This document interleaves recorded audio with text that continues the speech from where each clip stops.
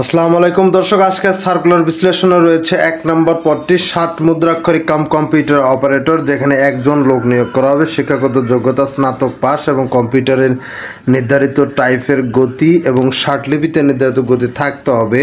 2 নম্বর data entry operator পদে একজন লোক নিয়োগ করা হবে। এখানে উচ্চ মাধ্যমিক পাস এবং কম্পিউটারের নির্ধারিত গতি বাংলাতে 20, ইংরেজিতে 20 এটা চাওয়া হয়েছে। 3 নম্বর অফিস সহকারী কাম কম্পিউটার মুদ্রাক্ষরিক, এখানে 4টি পদ রয়েছে, 4 জন লোক নিয়োগ করা হবে। শিক্ষাগত যোগ্যতা উচ্চ মাধ্যমিক পাস এবং কম্পিউটার নির্ধারিত যোগ্যতা এখানে চাওয়া হচ্ছে।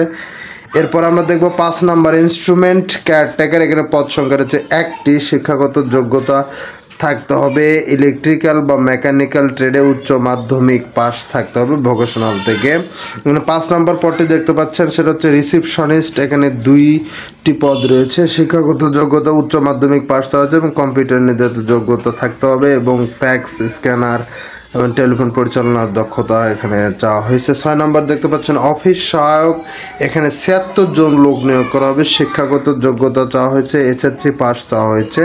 এর থেকে 5 নং পদের জন্য এই জেলাগুলো ব্যতীত বাকি সকল জেলার বাসিন্দারা দরখাস্ত করতে পারবেন। সেই জেলাগুলো আপনারা ভিডিওর স্ক্রিনে দেখতে পাচ্ছেন। মানিকগঞ্জ, নারায়ণগঞ্জ, রাজবাড়ী থেকে শুরু করে নীলফামারী, সাতক্ষীরা, কুষ্টিয়া, বরিশাল জেলা, এই জেলাগুলো ব্যতীত অন্যান্য জেলা বাসিন্দারা দরখাস্ত করতে পারবেন।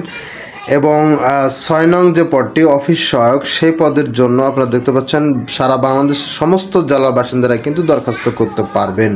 তো এই সার্কুলারে দরখাস্ত করতে হবে সম্পূর্ণরূপে অনলাইনে। আপনারা অনলাইন নির্ধারিত পোর্টালে গিয়ে দরখাস্ত করতে পারবেন। অনলাইনে দরখাস্ত করার শেষ সময়টা হচ্ছে 13/6/2024 বিকাল 5টা পর্যন্ত। করার 72 ঘন্টার ভিতরে আপনাদের টাকা পেমেন্ট করতে হবে।